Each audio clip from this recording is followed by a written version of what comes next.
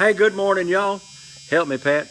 Jesus is Lord, and the Word works. You know, one of the neat things about God and His Word is the Word says He's not a respecter of persons.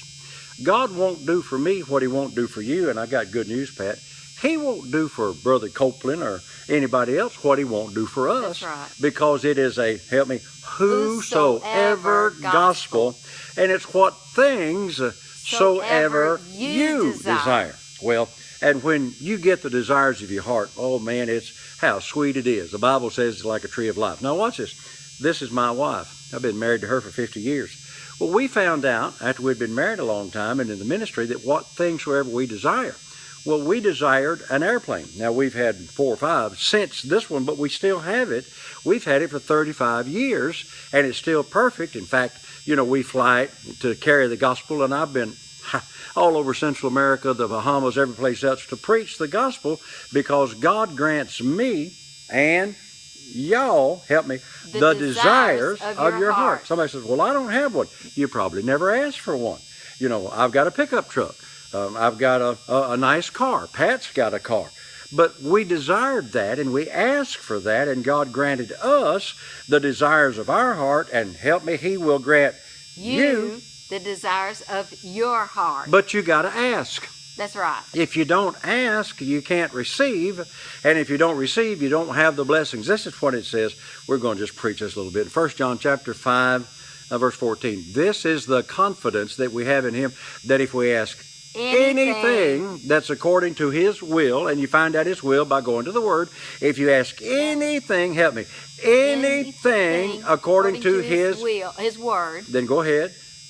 Then He hears us. And if He hears us, we know that we have the petitions. Not going to have. We have the petitions that we desired of Him. Well, let me go with another verse. My God shall supply all of your need according to His riches and glory. And we've lived that way for, 50 years. But get this. God's the one that lets you decide what the need is. Yes. He'll supply whatever you need. Now, Pat and I've learned this. If you believe in God for $500 a week, He'll do that. Believe God for $5,000 a week, He'll do that. Believe God for $1 million a month, He'll do that. No amount is too big for God, and it's really not too big for your faith because you have the God kind of faith. That's right. And it's big enough to get the job done. Go ahead there for a minute. Yes. As a matter of fact, He said in Psalms, He said that He was angry because they limited the Holy One of Israel. He wants you to think big, believe big, ask for big things. He wants to do great things for you. And I'm going to go back to that verse in Mark 11:24. He says, what things soever you desire. He did not say what things soever would work into your budget or what things soever you would can afford. By the way, let me just mention this. You're snared by your words. And a lot of times people will say, oh, I can't afford that. Oh, we just can't afford that. You're snared by your words.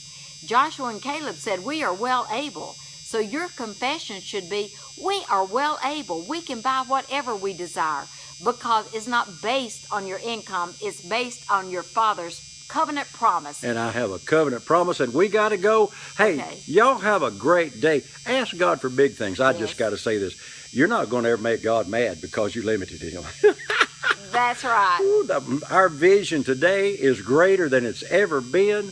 The things that we're believing God for right now is more than we've ever believed for, but guess what? We're going to have it. Hey, until we're with you tomorrow, you remember Jesus is Lord, and thank God the Word works.